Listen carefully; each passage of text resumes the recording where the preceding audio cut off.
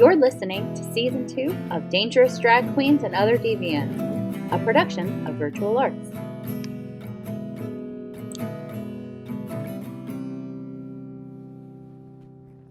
Hey everyone, I'm Gret. I'm Christy.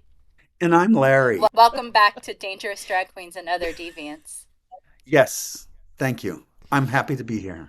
Okay, you threw me off Sorry. totally. No, I'm kidding. Let's just keep this in.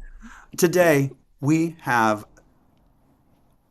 an extraordinary human being coming to speak with us who, I don't know, she'll say it all, okay? Her name is Judith Rizzio. She lives here in Portland and has become a friend of mine, and I think you'll enjoy her. Bring her on! Good morning, everybody, and let's welcome once again to this group of people, our dear friend Judith Rizzio. And in this text that you sent me the other day, you were speaking about your involvement in political theater. It says here, starting in 1976, and Yes. joining the queer community as a bi woman. So that's a lot of information. Yeah. Because we got political theater, 1976, bi woman. I don't want to say anymore. What's more to say? That's it. Okay, it was a great episode, everybody. Thank you, See you next very time. much. Judith, please tell us what was going on in 1976 and how you got involved in what you did. I have to be honest, it was by chance because I was at the Evergreen State College, a very radical, progressive college in Olympia, Washington. And it was a college where you created your own curriculum and your own major. And it was wild. There was no grades. And it took a lot of work, actually, to be at that college. Very nice. So I went and I met a wonderful woman, Rory, and she said, look, you're funny as shit. I need someone to help me do this audition for a group called Evergreen Chautauqua, which was going to be a roaming theater company of improv, street theater, edges of Shakespeare that Evergreen did. So I said, sure, I'll help you out because she needed someone to do it with. And I did that, and 25 people out of 168 were chosen, and Rory and I were chosen. I had not gone into it thinking I would even be a part of it. But I have to be honest, that's where it started for me, and it was a wonderful, just happen chance, because I realized how much I loved doing theater and expressing myself that way. As we went along in the summer of 1976, at that time I was ending my junior year of college, Rory, my friend, said, hey, look at this. There's a workshop in San Francisco called the Cultural Workers Conference. And cultural workers at that time were people that were political, theater people, artists, but you called yourself cultural workers. And if you wrote a play or a part of something, you were part of a collective, and there wasn't like director so-and-so, it was just the collective, But I enjoyed it immensely, and I went to this training in San Francisco in 76, which, by the way, was the bicentennial. And so another reason we were there is that this Cultural Workers Conference brought in political theater companies from literally around the world. Teatro Campesino came from Mexico, and Lilith Dance Theater, San Francisco, and Bread and Puppet Theater Company from Boston, and the United Fruit Company, which was the gay male group of actors that were doing stuff around gay rights. The groups went on and on and on. It was really quite impressive. We all came together for 3 months to train together. It was an insane time. And then at nights, we'd all get together and perform for each other. And so I just started falling in love with doing theater, doing art that mattered. I was very involved very young in the Vietnam War movement in high school. And so it really resonated with, this makes sense to me. I realized if I'm going to do something, this is just what felt right. There was an anti-bicentennial march in that summer, and we were all a part of it. The parade was so long. It was 8 hours of parade. There was 250,000 people in the city for this. I mean, everyone in the country came when they heard this was happening. I was fortunate enough to perform in Dolores Park with the mime troupe and the other performers. We all sort of overlapped each other doing various shows in Dolores Park on that day. And that sealed the deal for me. I did a play that was about this hotel that was being knocked down with a lot of elders in it. And it was so radical in that it was just happening right when we were making this play. So we showed up outside of the hotel and did this show, completely agitprop, in your face, showed up, cameras, people. And it really made a huge difference for the older people that were there. They moved them out, but at least there was some group. And that's when I realized I really want to do this. And I came back to Evergreen thinking, okay, someday I'm going to do this. And then right before my senior year started, I got a phone call from the Family Circus Theater Collective from Portland. And they were a radical theater company. And they were at the conference with me. They worked with me and they called and said, look, we know this is your last year of college, but we need to recruit you into our group. We need another woman. Would you come and do this? And at Evergreen, your last year, you can do an internship off campus. So guess what I did? I moved to Portland and became a part of the Family Circus Theater Collective. And I was with that group for a little over 4 years. And we performed up and down the West Coast. And we did classic mime troupe presentational theater shows. The first show I was in was Superman Meets the Plutonium Tycoons, and that was about nuclear weaponry and closing it down. And Lois Lane, of course, was the main character. Superman was sort of dopey and goofy and silly. It was fantastic. Gosh. And I realized you could say so many insane stuff and highly political stuff if you use comedy. And the history of political theater goes way back to ancient Greek times, where they would do something in the street and then run like hell before they were killed. And I realized what a wonderful tradition I was becoming a part of. So that's when it started, but it never stopped since then. And I'll show you, because I'm gathering stuff and I'm very excited. The Oregon Historical Society is going to take all of my memorabilia from the political theater that I've done and still do. And it's going to be a part of the Oregon Archive, which Amazing. Awesome. it was amazing. Anyway, this was the woman play called Labor Pains, and then below the men's play, Top Cats and Underdogs, a comedy about men's changing roles. And then this says a play about women and work. And then we also did a second edition to the women's play called Who Stole the Umbilical Cord? Wow. Yeah, yeah. This was called Rip City Follies. I'm playing an old vaudevillian woman right there, Oh Millie. my goodness. And basically, it was called Rip City Follies because Portland was Rip City because of the Blazers winning that year. And everybody called it Rip City, right? Well, Rip City is ripping down also all the old buildings downtown and relocating older people and poor people out of facilities. So that was sort of a takeoff in the show that I did in San Francisco. And then out of that came the group that I was a part of for 21 years, called the Fallen Angel Choir. It was done during Christmas time, and we did satirical parodies of holiday songs and went out on the streets in the Saturday market. One was, we wish you a Merry Christmas. We wish you a Merry business. We wish you a Merry business. We wish you a Merry business and a lucrative year. Our prophet was Christ, that's perfectly clear. For his birth brings in profits that grow every year. And that's the type of stuff we sang. And some people would be like, oh, look at you, you're so darling, because we were in Dickens era costumes. And we did this, and they would say, sing us a little song, choir, Christmas choir. And we'd sing it, and then we'd be kicked out of wherever we were constantly. Of It's course.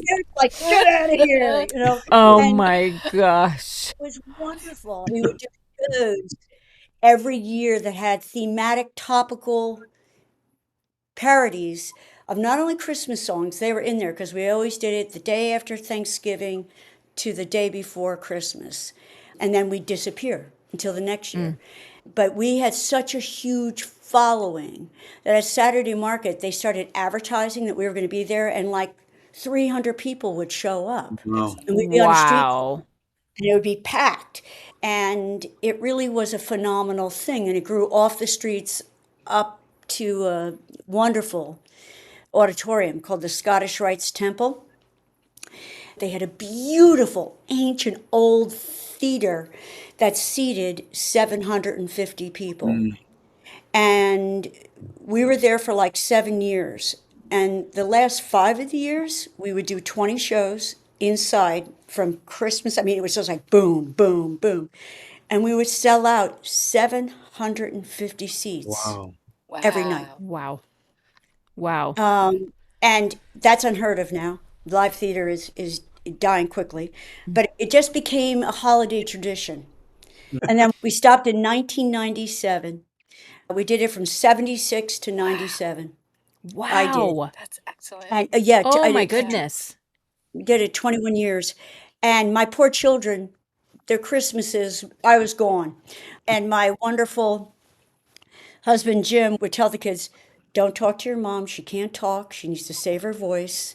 But the boys loved it. I had 4 sons, and we dressed them up in little Dickens costumes when they were little at Saturday Market, and we taught them, and they all were like in knickers and ruddy cheeks and cute little hats, and we taught them to wear their hats to go around and going, nickels, dimes, some dead presidents, nickels, dime, dead presidents, and everyone was just like, oh, but it was great. But when I stopped, it was my son's senior year of high school because I wanted 1 year of remembering him in school. And I was like, Aaron, I'm doing this for you. It's time for me to stop. And he's like, but Mom, I loved it. It's really fun having a really famous mother for 1 month every year. You know? That's so great. It was very sweet. And to this day, I can be places and people come up to me and go, boy, do we need the angels now. Where are you? When the first time Trump got elected, I got a band of women together. And we got all dressed up in the costumes. We did songs and parodies. But what was so sad is that people would not stop. And they'd sort of listen and then walk away. Busking is a thing of the past. And people just don't anymore. If it's not 3 seconds, if it's not TikToked, it doesn't matter. It's too long. It's too much. But, art is resistance. And especially right now, it's a huge way to be able to break through the numbingness of what's happening in our country. And whatever you use, be it fine arts, dance, music, theater, poetry, I believe it keeps the passion and your ability to break through the numbing to be heard. And so I see it right now as being a vital form of resistance and something that I'm urging people to try to do, Yes. to keep doing. We have to have that voice is so important. And it always has been. Really, by the time I was involved with any kind of political theater, it was much more organized. We went around with Judith and Julian with the Living Theater. We worked a lot with them in New York. We would take workshops with them. A friend of mine is now part of it, but we were never invited in because we went to one meeting and they were like, what is your best idea? I said, well, I'm going to go to the Gay March in Washington. And I'm going to jump in front of the gay march, and then we're going to turn the parade all the way around. And they were like, that's not possible. And I was like, and I remember I had a drawing, and I was like, no, I'll show you. It's right here in this drawing. And they were like, jumping in front of a parade is not what political theater is about. But I like your spirit. I like it. But it did lead me always, in terms of writing, to think about political. There's always something political in my own personal writing. Yes. I can't write without that point of view because it was so important to me because it was the only way I could really express it. I was not a political history major. I didn't know any of that, but I knew that I could have a voice in that way. Yes. I work with Portland Public Schools. I'm right about to do my last play and then finally retire after 38 years as an artist in residence. And one fun thing I got to do is over the years is I would go and talk about political theater in the classrooms in high school. And younger people don't even realize there was such a thing. Right. I talk about the history of it and throughout the years. My other work I did was HIV/AIDS work for many years.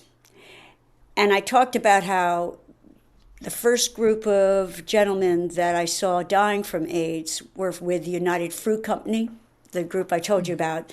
And there were 13 gay guys, real young. And they were wonderful, just wonderful. And we always talked about how we could be able to say things using, like, commedia, mime, and stuff that you would never be able to say standing up on a box in front of people. They would either boo you off, throw things at you, or you'd be carried off. But I also told the story, though, that in 1979, my first friend died from that group, from HIV. And by 1983-85, there was only 2 of the performers left.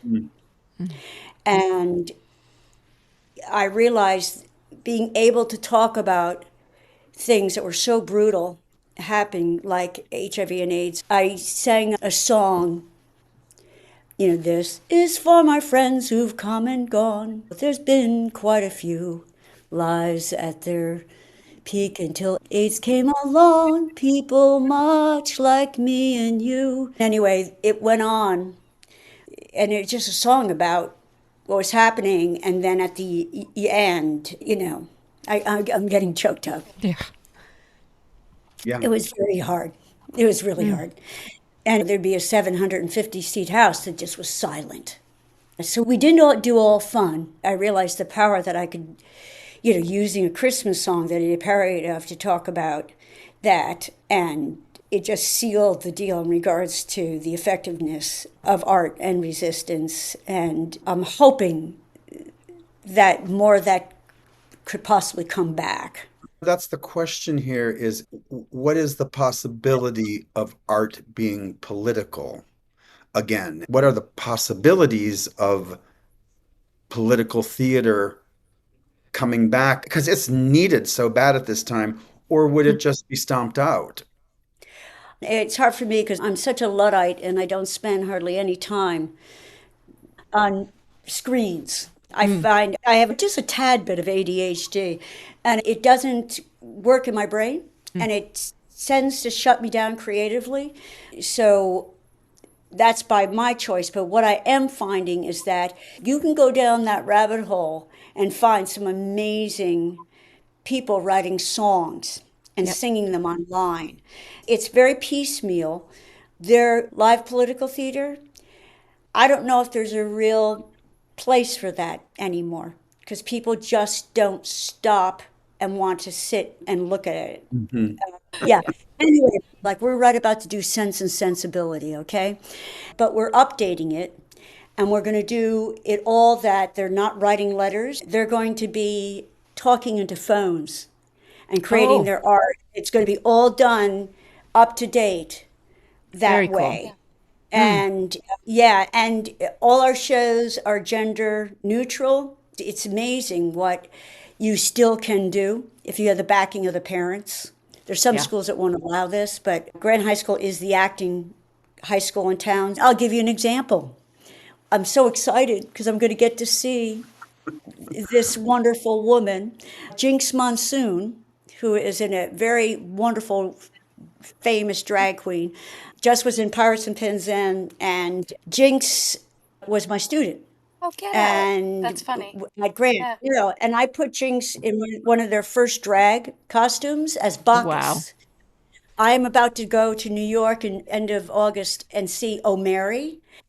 and Jinx is taking over the role. So this was a show called Metamorphosis that we did at Grand High School, and it demanded a swimming pool on the stage.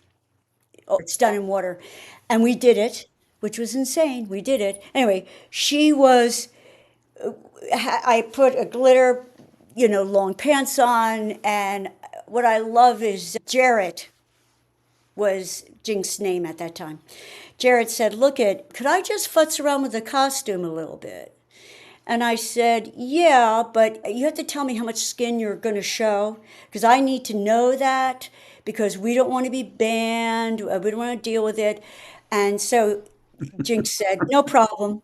So Jinx comes out and takes the costume I made and made the bell-bottom pants into very short shorts.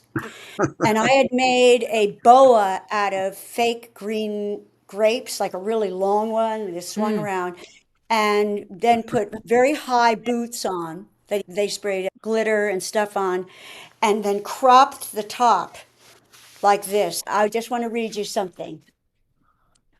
It says, this may be one of the last times you see Jarek on the Grant stage, as he is a senior this year. Shucks. However, this is not the end of his performing career. He hopes to attend Cornish Conservatory of Performing Arts and pursue his dream of fame. Thanks to Miss Todd and Mr. Lane, Jarek's full spirit and passion are included in his art.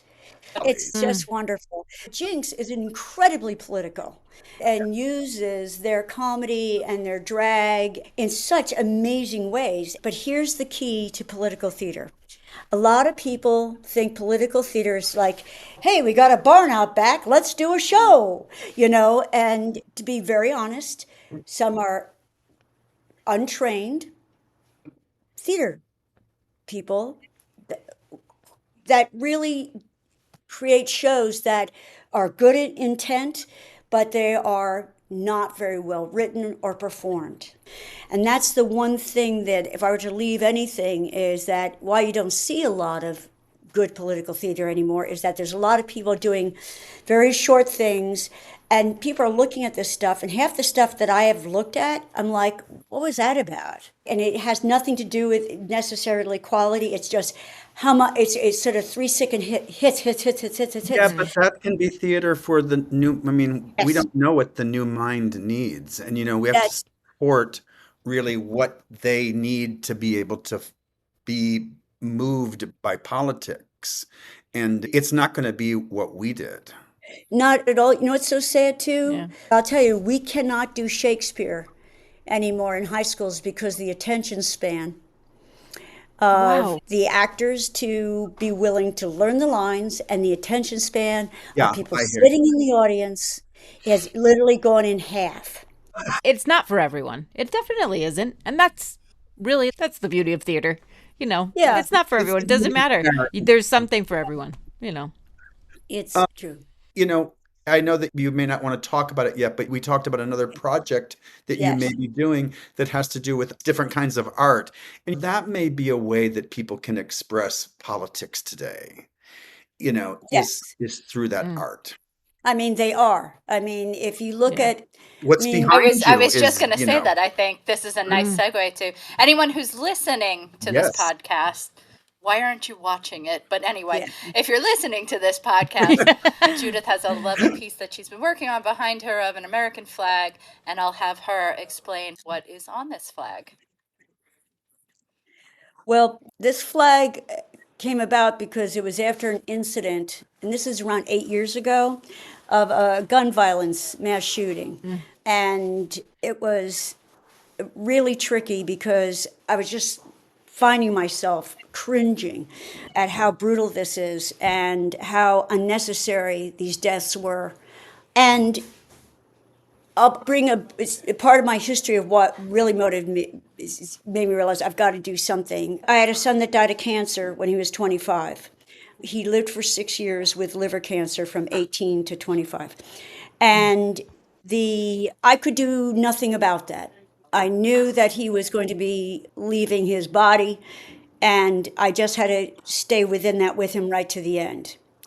And when I looked at the mass shootings, and what was going on with, especially the little children that were being sawed in half by A-15s. And I hate to be that crude, but that's actually what the guns do to little children. Yes. Yes. I said, I need to do something. I need to do something. And so I remembered, like, aha, I have an old flag. I love going to estate sales, and I've got this flag that is behind me. It's 7.5 by 4.5 feet. It's large. And I decided I'm going to start embroidering on it gun violence events. And I started with the first gun violence event that I remembered when I was 12 years old in 1966. It's the University of Texas tower shooting, 14 dead, 1966. And then I started on the White Stripes with different ones. The next one was the Thurston High School, 1998.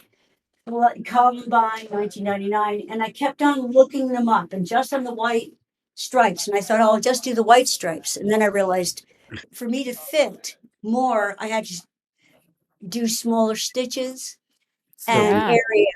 And so there's 81 events up there. It took me 7 years. I didn't do it every day. I took a year off with COVID because there were so many people dying. I thought, I don't need to be doing this right now. Yeah. But I would pretty much just sit in front of the TV, look at documentaries, and do this. And it was very therapeutic, but I never saw it. It was always on my lap. I never saw it open very much. I would just sort of fold it up and put it aside. And then I started getting to the end of it and realized I'm ready for this to be off my lap and out in the world. So I started asking around with people saying, look, I have this flag. And I started showing people.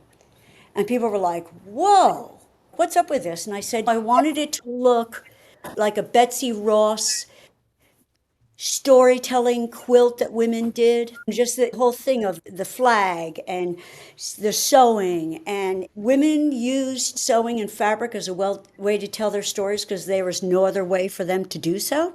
It also was when women came together to be together and do something.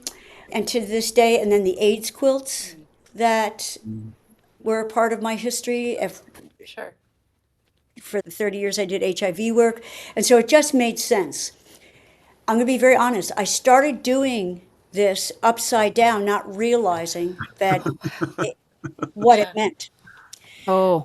It was my husband, Jim, who said, you realize you do this upside down and you know what that means, right? And at the time I didn't. I didn't realize that it is a sign of distress. And if you're out on the ocean or anywhere, if you did that, it's saying, help, hello, something's wrong here. And I thought, oh my God, I am so happy I did that. Yeah. So fast forward to a few months back, I had a friend who said, listen, Judith, I just saw this thing that's going to happen in Seattle. And it's called Vent. And it's an art show where you submit your work, and it's pieces that speak about what you want to vent about, what's happening in the world. So I took photos and submitted it, and 40 artists were chosen. And the end of June, there was an exhibit, but it was only 1 day, 4 hours. Okay. It was just like, everyone was going nuts. This is so great. And the fact that we only got to do it for that period of time. And for But it 40 doesn't- people, 4 hours is Yeah. seems very short. Very short. And when I came back from that, on the way home, I just said to my husband, and he probably saw it coming, I said, I want to produce a show like this in Portland. So I am in the throes of trying to make that happen. So I'm going to keep pushing it, but I was going to call it Vent PDX.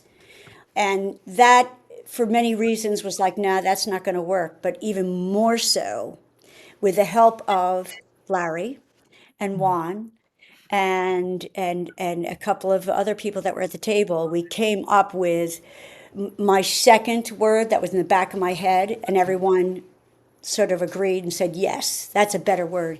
It's called Rage PDX. Perfect. because I don't know about you, I'm beyond venting.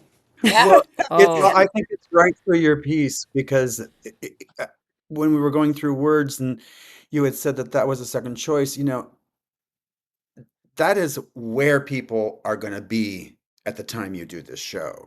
Yes. Because not that we're not all enraged now, but Americans, it takes a long time to burn, and within 1 year there will be Yes. rage everywhere. yes. Yeah. I also We're- love that it's not just an emotion, it's a verb. Yes. Yes. We rage against things. It's proactive. It's an active word Yeah. to me.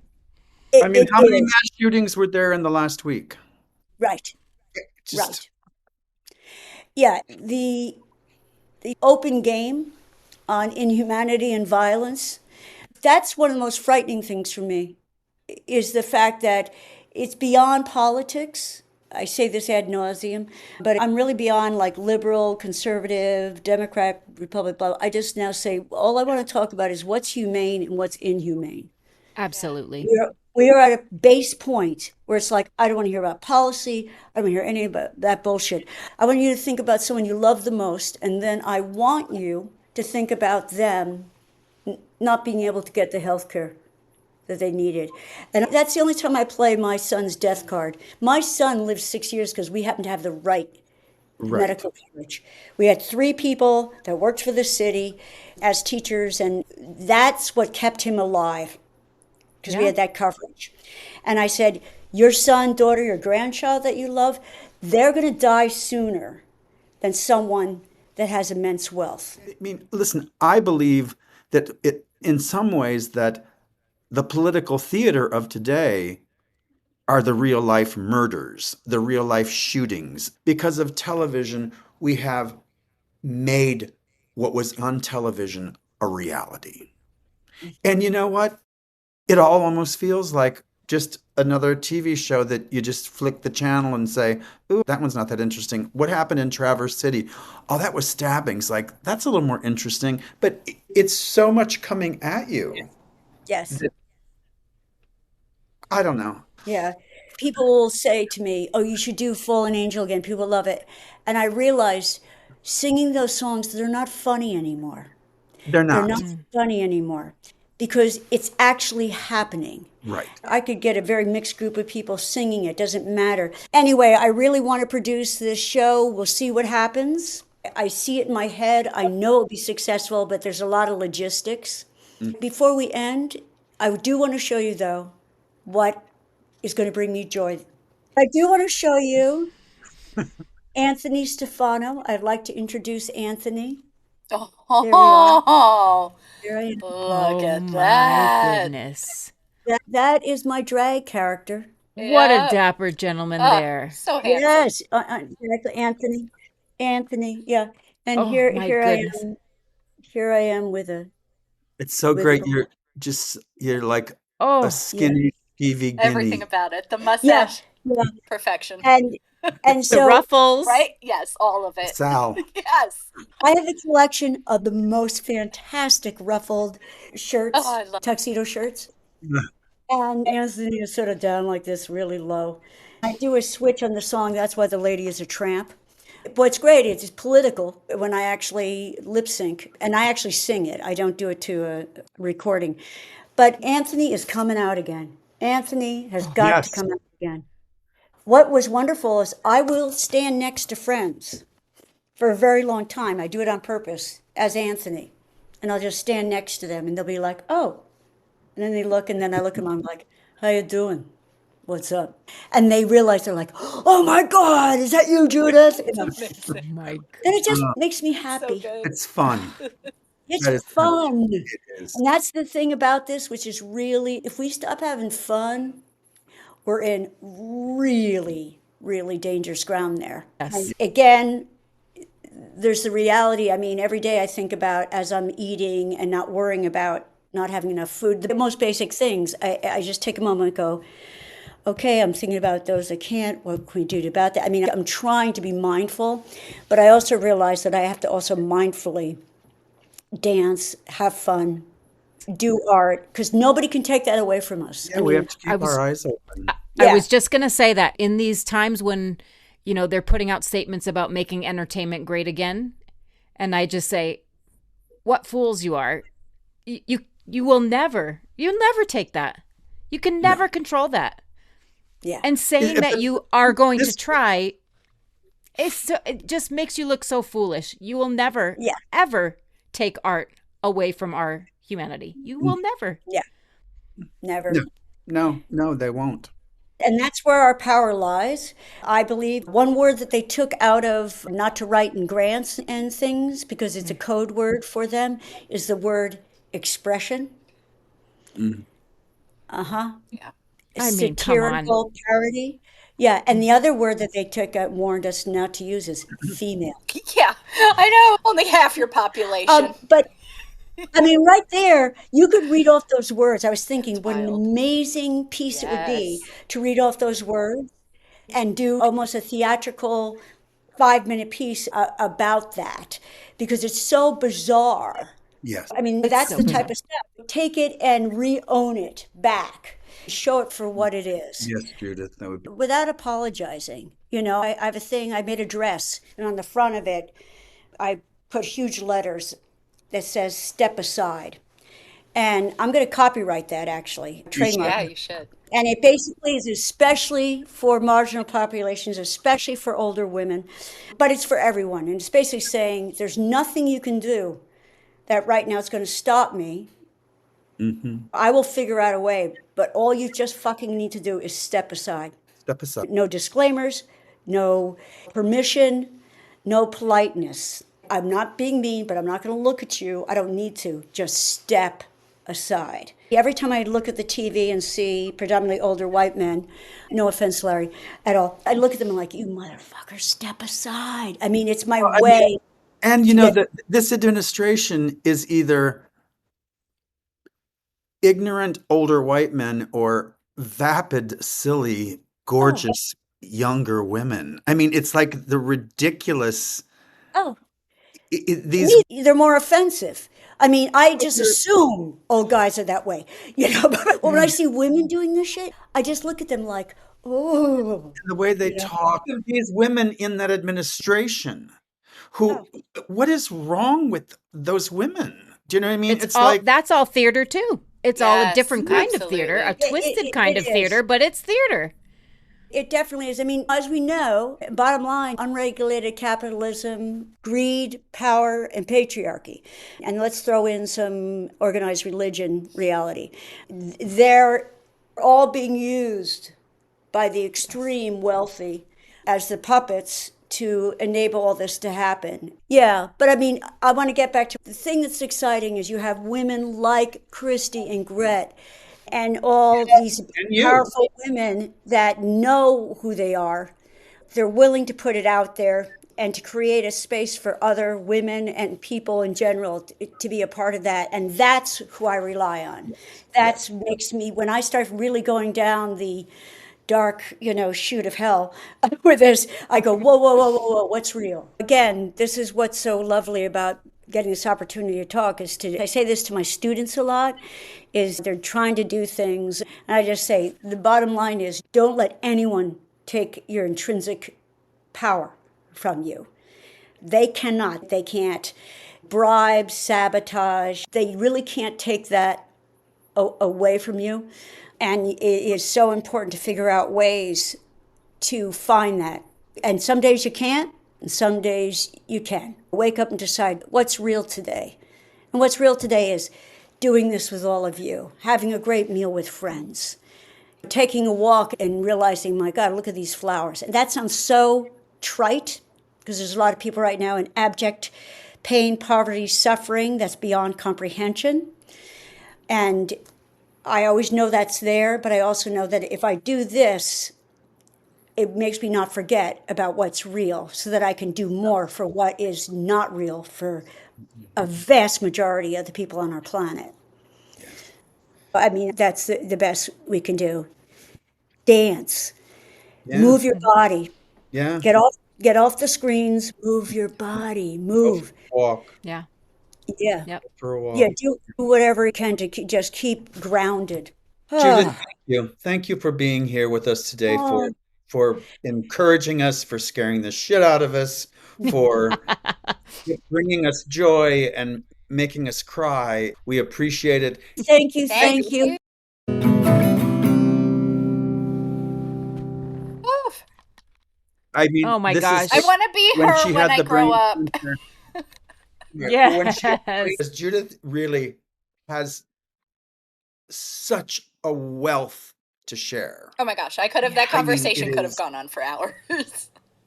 It also, It's so like, fascinating. it's funny because in a weird way, it gave me hope because it was like, look that they're doing this political theater in the 70s and it's about gender disparity and wage disparity and anti-war. And it's like, well, here we are again. It cycles. Oh It yeah. cycles. Yeah. Yeah. No, it's Yeah. cycles. It cycles, and that's why I'm beginning to try to relook at the media that I look at, because I really don't want to be looking at the media anymore that just enrages me because they know how to raise my temperature. I mean, sometimes if I'm really tired and I have to go do something, I think, well, let me just take a look at CNN or YouTube, and that'll get my heart rate up. I mean, that is a Yeah. pathetic thing, right? But it's Yeah. true. No, Okay, it's true. Yeah. but the thing is, what can we look at in terms of news today that can inform us of what we want to be informed about and not what they want us to be informed Right. about? Because Right. it's what's happening with the news is not good because there's too much of it, for one thing. Saturated. Yeah. Hopefully, Donald Trump will Oversaturated. get rid of all the news channels except for Fox. Well, he already kind of filtered what news we are getting because they only allow in like Fox and Newsmax and like Oh, yeah. Republican influencers into the press pool now. They've blocked the regular press from being in there. Yeah, I really don't want to know what the fuck is going on in there anyway, because it's just a bunch of stupid ass silliness, and it can't really get a whole lot worse than what it's Yeah. getting or in the direction that it's headed, unless he's going to line people up and shoot them against a wall. Right. Oh, yeah. No, there's no surprises anymore. There's no surprises. There. That's terrifying. But it's true. Yeah. It's So yes, Yeah. well, thank you. Thanks, guys, for coming here. I mean, Judith is so extraordinary, and we've had so many amazing people in this year and a half on this show. It's just been incredible. I look forward to every single thing that we do in the future. Same. Absolutely. Join us next time. Much more to come. Oh, you have no idea. We have no idea. We'll find out together. We have no idea. We do. We do. We All right, know we have a what's little idea. happening. You'll have to come back and find out. See you next time. Thank you for listening to this episode of Dangerous Drag Queens and Other Deviants. To find out more, follow and like us on all our socials. And if you like what you hear, please be sure to share with a friend. That's all for now. Keep living dangerously and on your own terms.